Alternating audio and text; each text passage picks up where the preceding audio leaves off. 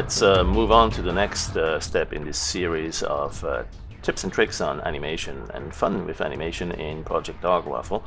What I'll do is I'll take a look at this short clip here that was rendered without any masking. It's an AVI file, and we'd like to composite that over this one. Right? Basically have the spaceship kind of rise up from the ground, and it might look like something like this in the end. Right? Maybe we'll even add some lens flares like this here, some lights and some snowfall in the foreground and in the background. And we'll see how we can make sure that some of the snowfall only appears in the background. You see, for instance, there's hardly any of the small snowflakes. See how there's a lot of small snowflakes around here, but there's nothing in front of the spacecraft, and that's because we want it to be masked and protected. So we need to create these masks, and we really don't have that usually. Quite often you may have a sequence of your spacecraft that you modeled, maybe in Carrara, maybe in Blender, maybe in some other 3D program. This one here I created in Animator, and I rendered as an animation in Animator. A free 3D program. And so what I didn't do is render the alpha channel for that as well. And so what we can do, let's go to Dog Waffle. Obviously what I do is I load the AVI file that I rendered, right? And there it is again, and you can load all of the frames. And so now we have this sequence of frames that I would like to create a mask from. There's a couple of ways to do that. Now, sometimes you have just one shape and just one outline around it, and you could possibly zoom or find that particular color and do a keying by that color. But if you have some very dark or black parts on the spacecraft itself, like decals or transparent windows or holes, or for some of the angles you see here, there's a part where you still see the background right around here. You still see the background, and then there is some shaded parts of the... It's not going to be easy to really mask it just by color. Still, one thing we can do is we can use the timeline here and perhaps try looking for that color. That's actually looking for it by a threshold. There you go, by using the threshold filter. So if you give it just a little bit the right value here, it will kind of... you'll find the area in which you can get a pretty good sense for where the mask is. Now here, part of it is disappearing, so you don't want to be too giving, too strict, but also not too relaxed about what to keep. So that's pretty good here. In this preview, you can tell we're not losing any of the... if you give it too much threshold here, much of the spacecraft will disappear, because even the dark gray or the medium gray parts will turn into black. So you don't want to do that. By the way, in other cases, you might want to work with the value adjustment instead, and perhaps use the value here to say if it's already got some brightness, make it even brighter. But whatever is black remains black. You can also work with the contrast to do that to some extent, or with the gamma. Find your ways there to get the best mask where the background is going to turn into total blackness and the foreground is going to be totally white. And that's what, how you define a mask to protect the pixels that are behind this mask. All right, so I'm going to go back to the threshold filter. That one seemed to work pretty quickly and well enough. So I'm going to make sure we don't lose too much of the detail. And when it's moving, when it's animating, it doesn't have to be that precise anyway. So let's apply that, and now we have a mask which is usable. It's not perfect, it's got a little bit of granularity and it's fairly coarse. It's actually got some staircasing here, but that's okay. It's going to move so quickly that we don't really need to care about that. What we could do, though, is perhaps blur it a little bit or make it a little bit smaller. So we could, for instance, we could do a filter blur, a tiny little amount of blur. Where do we have that? Noise, transform. Where's my blur? There it is. Gaussian blur or simple blur, and give it a little bit of blur. Right, apply that across. And so when you look at it here, after the blur has been applied, there's a little bit of transition now. It's not just all black or white. Let me undo that and you'll see what it was before. So here it's just black or white, right? The threshold will either leave it white or black. And what we want is a little bit of a smoother transition. So when we do the filter with the blur, when we apply that, that filter will, that blurring will cause what you see right there. There it is, sort of a blurry transition. Now you can go and apply the same filter again we had before, the threshold, one more time. And when you do that, you essentially tighten the grip even more. You end up perhaps making the whole thing a little bit smaller. Right? See, now it got even smaller, and you could do that several times. If the idea here is, if you want to make the mask not branch out too much beyond the spacecraft, so you could go and perhaps make it blurry one more time, and not too much, just a little hint of blurriness. And there it is. All right, so we have a mask that is kind of nicely contained inside the actual object and kind of blurs towards the edge, and that's a good one. So that's the one we would save, and of course you'd save that simply as a AVI right there. Save AVI, and you'd want to perhaps indicate how many frames per second this needs to play at, if that's the video you're going to use as a final. But no, we can always change that and retime it also. You'll want to indicate where that goes. I'm not going to save it, I already did that, but the idea is that we now have a mask. We can also invert it if we need to actually have the background mask. This one has the spaceship, the spacecraft, so that's the foreground mask. If we want to work on the background and protect the spacecraft, we need to invert it. So that would be down here. You could do invert either negative or invert value, and there's a couple of other places you can go to the images and say invert right there, and apply that to the entire animation. Right, so you now have the inverted mask. When you do this, we can apply filters like blurring across the animation, and it will only blur the background, or it will only merge the background. So all sorts of different ways to use that. All right, so we now have, let's go back. We have this original animation, right, and we have a mask of the same animation, or we have an inverted mask of the animation. All right, now we have an animation that contains a background, and that's this one. And we want to have our animated spacecraft hover over this and turn gradually until it looks to the right side. All right, so that's basically the idea. This is what we want to create with it. Right, now, they're not the same dimensions. And I mean, this one here is probably a 640 by something. This one here is a little bit, oh no, it's actually the same. All right, so that works well. That one I think is the same too. All right, so we have the mask and the spaceship at the same dimensions. I think they're 640 by 480. This one here though is a little bit bigger. This one's 800 by 600, but that's okay, we can work with that. All right, so let's go and take a look at how to do that. We'll load the animation of our background.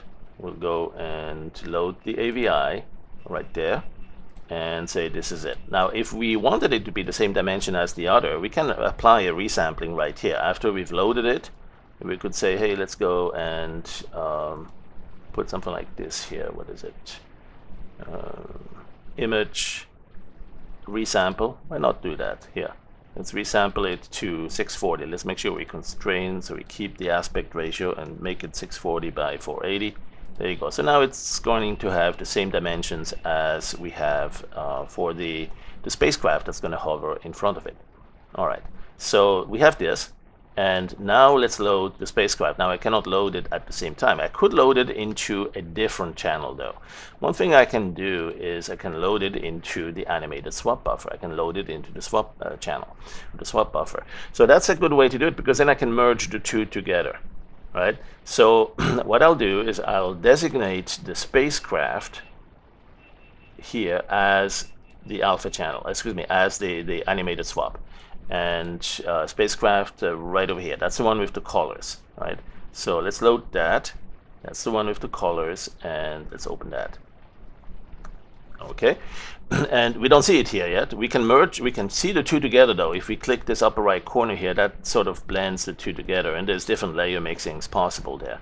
But we also notice that this swap buffer does have black background. It's not masked yet. So what we want to do before we actually merge these together is impose an alpha channel, a selection mask on it. And you can do that right here. Just next to the animated swap, we can also do an animated selection. All right, so let's go and select the animated. Let's say we do I don't know which one it's going to be. It's going to be either this one or this one, right? Do we want to blend the spacecraft, or do we want to blend the background, the spacecraft into the background, or the background into the spacecraft scene? So that's where the trick is. We need to find out which one it is. So let's use this one here first. Let's say we want to blend the spacecraft sequence into the background. And so now we have, let's go do that. Now we have a selection mask. We can see it also. And the background is there, and then we have a mask allowing the spacecraft to be blended in. And so the question is, do we actually get to do that? Let's do a filter on a single frame first. Let's just check it here and say combine with swap, right? And you can mix the buffers, or you can do alpha blade. There's a couple of other. Let's do let's do alpha blade. Oh yeah, that would work right there. So we could use that method. But that's on a single frame. Can we do that on the entire frame sequence, right? We don't want to do this manually. Well, yeah, you can go to the timeline right there, and in the timeline, select the same filters here for combine. And you notice there's actually a composite with sequence, for image sequences if you don't have them in AVI files. But you can also do this, where's the combine? There it is. So there is a combined mix buffer. That's another one we can use. So with the mix buffer, you can indicate how much of the two buffers you want to blend. And you see, if you only give it a little bit, it's kind of a ghost chip there, right? It's barely visible. But if you go full blown, it's fully opaque, right? So now we have the two buffers being blended, but because of the channel, the alpha channel that's also there, acting as a mask, only where the mask is enabling it do we actually see it. So that's really the effect we want here, is to see the spacecraft coming across there. All right, so let's apply that. This looks a little bit messy there, but it's all good afterwards. Now we can go and deselect that alpha channel in the animated selection, turn that off, and we can clear the selection, and we now have a combination of the two. Now let's say we want to also add something else, which is to add some blurriness to the background. We need to blur, we forgot to blur the background. We have this composited already, and we want to blur the background. Well, we can do the same thing. We can go to animation, select, and use an AVI as the mask, but this time we'll say let's use not the one that that has the spacecraft enabled, but instead have the one that has the spacecraft disabled. That's this one here, and the background is enabled. That one is selected, it's showing white. So when we have that mask in as the, oh wait, we don't want to load that. What we want to do is animated selection, there it is, open AVI, simply select that, right? So let's go and open that. Yep, that's that. Oh no, we still get to choose actually from where to where. Okay, so now we have that, and we can still enable the mask just to see it. And what you see now is that the spacecraft area is protected. The rest around it, especially the background there, that's really interesting. That's the one we want to enable. So we can, for instance, blur the background without blurring the foreground, without blurring the spacecraft. All right, so let's go and do exactly that. Let's apply, for instance, a I don't know, it could be motion blur or Gaussian blur. Let's see, where are our blur filters? Right there. Let's do a Gaussian blur, and not too much of it, just a little bit. And you know what, that's actually one thing we could do. Another one is a snowstorm. Let's add a snowstorm to that. So we can do, where's the snowfall? There it is. So the idea is that we want to have the snowfall, but tiny little size, so that it's appearing far away. Velocity will have it slow and strong blizzard to the right or to the left, so we have the snowflakes go almost horizontal, and just a lot of them. And then we have perhaps also the color a little bit, the brightness reduced a little bit, so it blends more into the grayish background.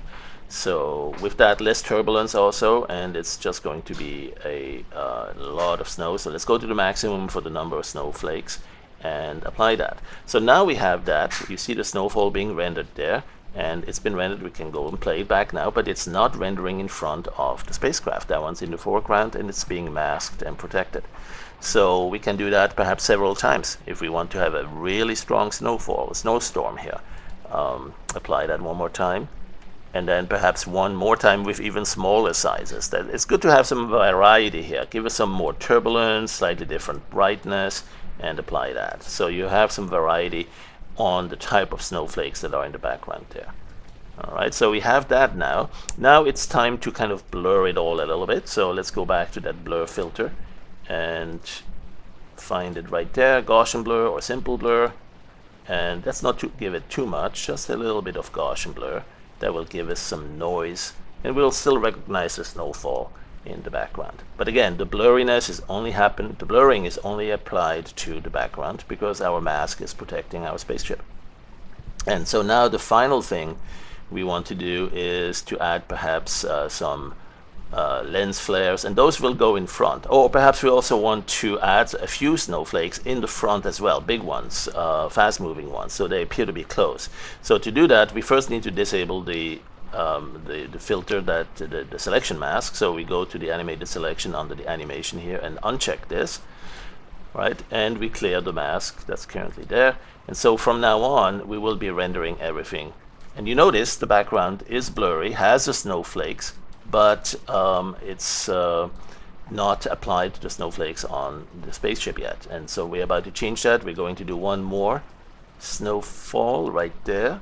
And that snowfall is going to be very few snowflakes, fairly highly turbulent, and fairly big size and bright. It's going to just everything you need to make it look like it's close, right? And then not make it move too fast. The wind speed, the velocity, let's make sure it's not going too fast. A little bit to the right there. All right. And so let's go render that, apply that, and make sure you have the save undos. So if you don't like the effect, you can undo this one level. So you see these are big snowflakes right in the front, also in front of the spacecraft, but they're not as many as the blizzard that's blowing in the background. All right, and then the final step would be, well, maybe we can do one more of that with a little bit more wind speed to the side, a little bit less velocity, a little bit less on the brightness and on the size, a little bit more of them, and less turbulent, or maybe more turbulent. All right, let's play with that a little bit. And there we go. Okay, so we now have this scene pretty much done, except for one more, which is the lens flares we wanted. Remember, we saw some lights right here in the front. All right, so we need some sort of a tracking capability, or simply place it right in front across the animation. So that would be done here too, lens flares. And with the lens flares, you can go flare settings, enable the flare settings to see them. And so what you'll do is you'll simply say where the lens flare goes, find that cannon there or whatever it is, and perhaps change the level, the brightness of it, change the type, find one of those that you like. That one's a little bit too intense. Let's see if maybe I have one that I like. Well, whatever it is, this is just for demonstration. Let's go and place it right here. So in this preview, what you want to do is find exactly where that lens flare is going to go for this frame. Perhaps we'll start at the first frame, and if it is there, we can go, good idea to go right in front of it here. Right, something like this. Make it a little bit bigger and then keyframe that. Right, now you go off and see where this cannon is moving and move it right there in front of that. And maybe as it's moving closer to us, you might even want to increase the level a little bit, make it look like it's getting bigger. It's going to, glare, blind you. So what you do is you add a keyframe to that, and then you go over here, and at the end, it's going to be right there. Okay, something like this, and perhaps a tiny little bit smaller again, and keyframe that. So we now have a sequence that goes like this. You might need a few more steps in between if it seems to be drifting off the geometry or off the cannon there. You can go a little bit bigger there, and there you go. And sometimes you also realize that you're off by a few frames. You can actually grab these keyframes and move them across to a better position. But when you see this, you can now see that that lens flare appears to be attached. This one here is a little bit off, so we'll go right there, keyframe that as well. So that's what you do. You probably need about 5 or 6 keyframes to make it perfect there. Or, it's not about perfection, it's about good enough. And Let's go here, keyframe that. All right, so we have an animation sequence. We can, by the way, give it a little bit more granularity simply by grabbing this window so you can see more details if you have a really lengthy animation. And so you'll render that and go across it. So one of these is done, you would do the same on the other. Or maybe you want it to be kind of firing a shot. So let's do that. Let's go clear the keys. And so for this gun here, what we'll do is we'll have it till about here. We'll have it here, but at 0 intensity. So we'll bring it back down to 0 all the way at the beginning, all the way here. And then soon after that, boom, it's going to fire the guns. So it's going to be a big blast. And there we go, keyframe up. And then shortly after that, it's going to go back down. And then for a while, there's nothing. Now we need to track where it's going to go. So let's go and make sure we don't lose it. Let's go right here and keyframe, still nothing there. And then at that point, shortly after that, we want to make sure we move it right here too, right? And then, but also increase the brightness there, another shot. All right, and then shortly after this, it's going to go back down to nothing, and it will have moved a little bit. It's always good to update that position. There you go. So now we have an animation where it's doing a little bit of a movement. Here we didn't actually move it, but it's going so fast that it's really not going to bother me. I can live with that. So you can always adjust that if you want to. So let's go render that, and we have now 2 more blasts right here on this gun, but they are only temporarily there. Right? You see them right there. Boom, boom, right there, and then another one here. Right, so you can use this timeline to add some strobing or lighting or gunfires and that sort of effects. All right, and so that kind of completes the steps that we use to composite these short animation sequences. We could actually do more. We could have that spacecraft also move on its own, and in order to do that, we would want it to go through the brush keyframer. So what we do in that case is we load it, and we'll cover that in the next tutorial. It's on the brush keyframer. You can load the AVI, right, and load that into the animator brush. It's a slightly different mechanism, and when you do that, let's go and load it all into the animator brush. When you do that, you can go right-click the brush selector and say key to this background, which is all black, so that you end up not seeing the background. And it's color keying. In this case, it works fairly well. And so when you show the preview, you see just a spacecraft right here on top, fully opaque. Let's make sure it is. And then you could actually use that to have perhaps the brush keyframer take it in and say, okay, here's another one. But you can also make it smaller at that point, and you can change its position. So you could have one that's coming up here. Now we still have the alpha channel also that we need for this mask here. So let's make sure we plug that back in. So we allow drawing into the background. Open AVI for the selection mask and allow drawing into the background. All right, and that's this one here. So now, there you go. Now we can have another spacecraft that's from the brush, and it also is going to turn sideways, but it's going to be in the background, and it's going to move up a little bit faster. So at the beginning of the animation sequence, we'll have it right up here, and it'll be kind of far away, so smaller, and also opacity a little bit. Well, no, we don't want it to be transparent. So let's keyframe that, and then we'll have it go up. So up here, it's going to go back to the other side, but it's also going to go back a little bit, maybe a little bit to the left, and make the scale a little bit smaller. So it appears to be moving away and backwards. Right, keyframe that, and then go over here, and there you go. I guess my tutorial is done. I wanted to make the next tutorial. You can also rotate it some more if you wanted to look at a slightly different angle, and there you go, and move it out of the picture or close enough. And there you go. So we have that capability. Let's render that. And so you see you can composite other images there too if you load them into the brush first.